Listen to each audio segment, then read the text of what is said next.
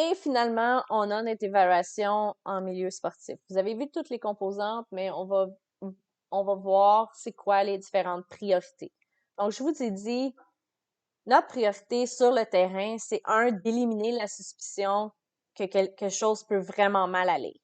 Donc, notre examen primaire, donc on vérifie le niveau de conscience, les voies respiratoires, la respiration, la circulation. On détermine est-ce que c'est une urgence, est-ce que la vie de notre athlète est en danger. Donc, est-ce qu'on doit appeler le 911?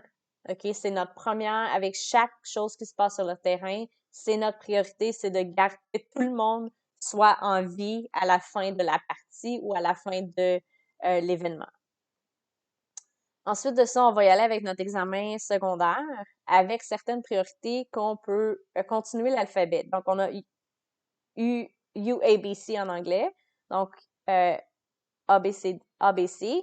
L'examen secondaire, on peut y aller avec DEFG. OK? D pour disability ou un handicap. Donc, on veut éliminer les suspicions. Est-ce qu'il y a une blessure catastrophique à la tête, à la colonne ou au bassin qui, encore une fois, là, peuvent affecter soit la qualité de vie du patient ou de l'athlète ou la vie du patient et de l'athlète. Donc, est-ce qu'il y a une fracture du crâne? Est-ce qu'il peut y avoir une hémorragie au niveau du cerveau? Est-ce qu'il peut y avoir une fracture de la colonne vertébrale ou du bassin qui peuvent mener à un handicap sévère? E, c'est épithélial, donc est-ce qu'il y a un segment de modéré? Donc, dans notre C, on a est-ce qu'il y a un segment artériel qui va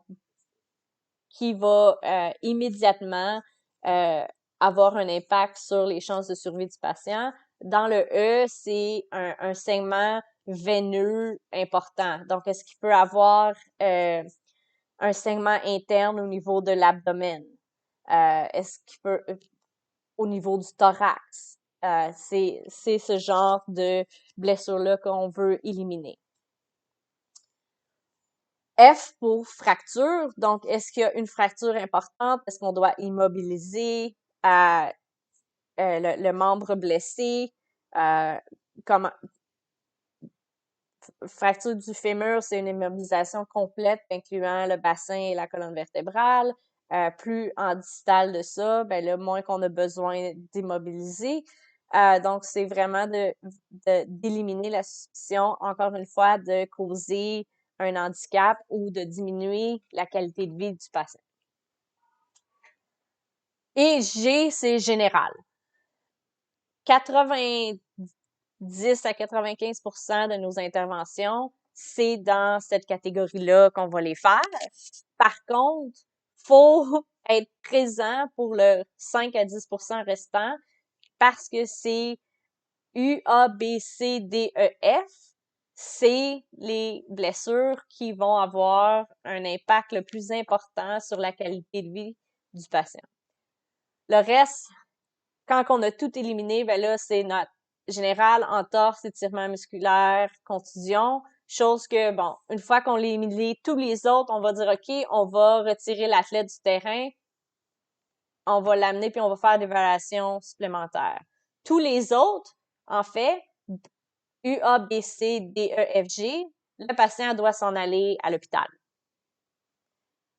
U, A, B, C, D, E et quelques F en ambulance.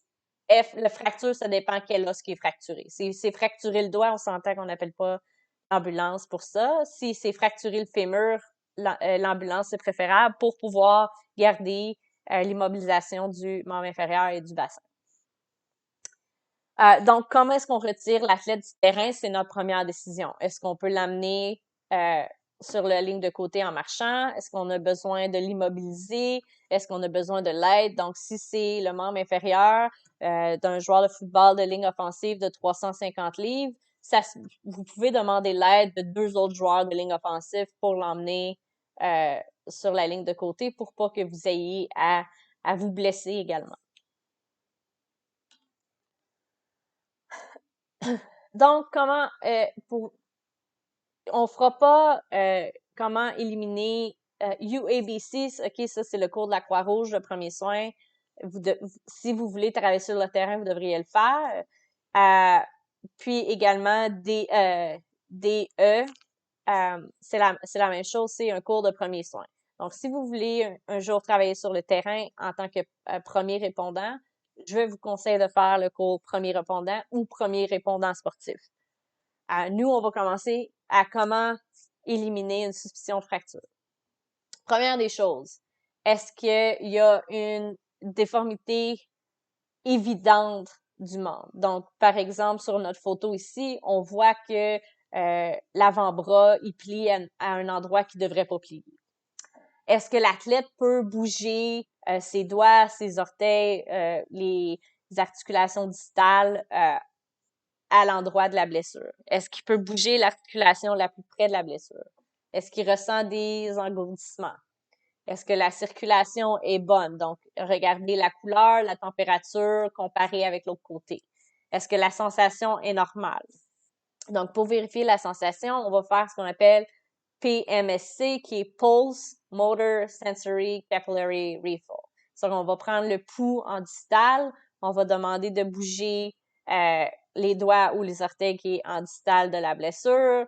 On va passer une main sur la main ou sur le pied de l'athlète et comparer avec l'autre côté. Est-ce qu'il ressent la même chose des deux côtés? Et Cap Refill, je vais vous demander d'appuyer fortement sur votre ongle et de retirer. Vous allez voir que vous perdez la couleur de votre ongle et que lentement, la couleur revient. Si le Cap Refill est entre 2 et 4 secondes, c'est considéré comme normal.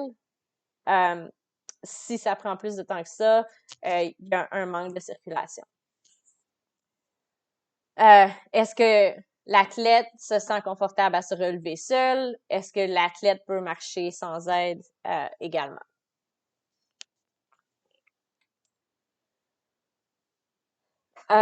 Donc, on a fini notre évaluation sur le terrain. On emmène l'athlète sur la ligne de côté.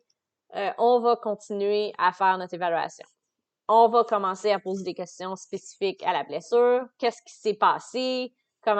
On veut vraiment avoir une idée de c'était quoi la position du membre blessé au moment de la blessure. Quel mouvement qui a été fait pour savoir quelle structure a été stressée et est possiblement blessée. Où est la douleur? La sévérité de la douleur, puis quel mouvement augmente la douleur. Donc là, on veut vraiment savoir c'est quoi le problème, il est où le problème, puis ça va être quoi notre prochaine étape. Est-ce qu'on retire l'athlète du jeu ou on continue notre évaluation pour voir si il peut retourner sur le terrain? Est-ce que de l'enflure? Si la cheville elle a l'air de ça, peut-être pas une bonne idée de le retourner sur le terrain. Est-ce qu'il y a une déformation? Est-ce qu'il y a de la rougeur, de la chaleur, de la décoloration? Ces 5 caractéristiques-là, c'est les 5 caractéristiques de l'inflammation. Donc, s'il y a de l'inflammation, ça veut dire qu'il y a une réaction physiologique à une blessure structurelle. Donc, on doit protéger la blessure pour pas que le processus d'inflammation augmente. Ensuite de ça, s'il y en a pas, bon, on va vérifier est-ce qu'ils ont l'amplitude articulaire complète. On va faire l'amplitude articulaire active, passive, résister pour avoir une idée de notre force générale. On va faire les tests spécifiques aux besoins, notre palpation, encore une fois, notre principe du moins douloureux et plus douloureux. Ce principe-là s'applique également à chaque étape. Donc, quand on fait l'évaluation de l'amplitude articulaire, on veut faire le mouvement qu'on pense va être le moins douloureux et garder celui qu'on pense va être le plus douloureux pour la fin. Même chose la palpation, on palpe les structures qu'on pense qu'il n'y aura pas de douleur, puis on garde ceux qu'on sait qu'il va avoir de la douleur pour la fin. Si le patient a l'amplitude articulaire complète, la force complète, il n'y a pas de problème avec les tests spécifiques, on va faire des tests fonctionnels pour vérifier, OK, il y a peut-être un peu de douleur, mais est-ce qu'il est capable de faire ce qu'il a besoin de faire sur le terrain? Donc, on va vérifier des habiletés général, marcher, courir, se mettre dans la position, est-ce qu'il y a besoin de changer de direction, est-ce qu'il y a besoin de pousser contre un autre joueur. Donc, selon le sport que vous travaillez, vous allez devoir établir des tests fonctionnels pour chacune des positions du sport. Donc, vous devez être très familier avec le sport pour lequel vous travaillez. Par exemple, si vous évaluez un receveur de passe au football pour une blessure du membre inférieur, vous allez lui demander, premièrement, de faire un petit jogging. Si ça va bien, de faire des sprints. Si ça va bien, de sprinter, de faire un changement de direction, de courir, sauter pour attraper une passe, puis atterrir les deux jambes en même temps, courir, sauter et atterrir sur une jambe, puis recommencer un autre sprint. Donc, des choses qui vraiment imitent ce que l'athlète a besoin de faire dans son sport. Si vous travaillez avec un joueur de ligne offensive, encore une fois, pour un membre inférieur, ben là, vous allez lui demander de faire des squats, de se mettre dans sa position de départ et de pousser contre un coéquipier. Dépendamment de l'âge, de la grandeur et du poids de votre athlète, vous pouvez le faire contre vous, mais dès qu'il vous surpasse en tant que dans tous ces éléments, je vous conseille de le faire contre un coéquipier. Ensuite de ça, voici les critères de retour au jeu. Peu ou pas de douleur et pas d'enflure. L'amplitude articulaire complète, la force symétrique à l'autre côté, pas de douleur au test fonctionnel avec une bonne biomécanique. Donc, s'il est capable de courir sans douleur, mais qui court comme un petit canard avec la patte cassée, il va se blesser ailleurs. Est-ce que on peut, s'il y a de la douleur un peu, est-ce qu'on peut limiter ça avec un taping? Puis là, à ce moment-là, on refait les tests fonctionnels avec le taping, puis on vérifie si ça aide. Et l'athlète est prêt, veut retourner au jeu, n'a pas peur de se blesser. Parce que la peur de se blesser est un des facteurs les plus importants qui prédit de nouvelles blessures. Donc, on veut vraiment que l'athlète soit prêt, se sent en confiance, puis qu'il se sent pas, qu'il pense pas que c'est parce qu'il est obligé d'y retourner. Donc, la psychologie de l'athlète est très importante à ce niveau-là. Donc, tout au long du semestre, voici les objectifs que je veux que vous ayez pour les laboratoires. Tout d'abord, c'est d'apprendre à interagir avec des patients. Je pense pas que vous avez beaucoup de cours où vous devez simuler des patients, donc apprendre à donner les bonnes instructions en utilisant la bonne terminologie, très important. Par exemple, si vous évaluez une cheville, vous demandez au patient de faire de l'inversion, il y a des très grandes chances qu'ils ne savent pas qu'est-ce que vous parlez. Donc, vous devez modifier vos instructions pour que le patient comprenne. Donc, OK, pouvez-vous tourner votre pied vers l'intérieur? Vous pouvez même démontrer en faisant le mouvement sur le membre non blessé pour que le patient puisse comprendre exactement de quoi vous parlez. Une introduction au concept de l'évaluation, commencer à penser, OK, si ce test-là est positif, qu'est-ce que ça veut dire? Commencer à mettre toute l'information ensemble pour que quand vous allez continuer votre parcours en tant que professionnel de la santé, vous puissiez utiliser ces connaissances-là. Par contre, ce que ça fait pas, c'est que ça vous donne pas l'habilité de travailler sans la supervision d'un professionnel de la santé certifié. Pour faire une évaluation, établir une impression clinique, vous devez être un professionnel de la santé certifié ou avec une licence.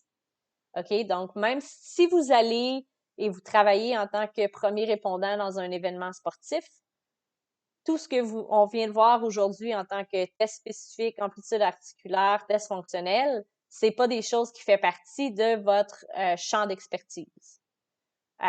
Premier répondant, c'est OK, il y a de la douleur. Est-ce que c'est cassé, pas cassé? OK, c'est pas à moi de prendre cette décision-là. Voici un sac de glace et vous devriez aller voir votre médecin. Ceci est pour vous protéger au niveau légal. Si vous faites des choses qui ne sont pas dans votre champ d'expertise, vous ouvrez la porte et avoir une poursuite judiciaire contre vous si vous prenez la mauvaise décision. Le laboratoire, en fait, ce qu'il fait, c'est qu'il vous donne l'habilité de comprendre qu'est-ce qui se passe autour de vous si jamais vous faites un stage en clinique, donc votre stage de 4e année, ou si vous travaillez avec les équipes de l'université. Donc, vraiment, c'est juste pour commencer à avoir une base d'informations pour les futures étapes que vous allez faire dans votre cheminement en tant que professionnel de la santé.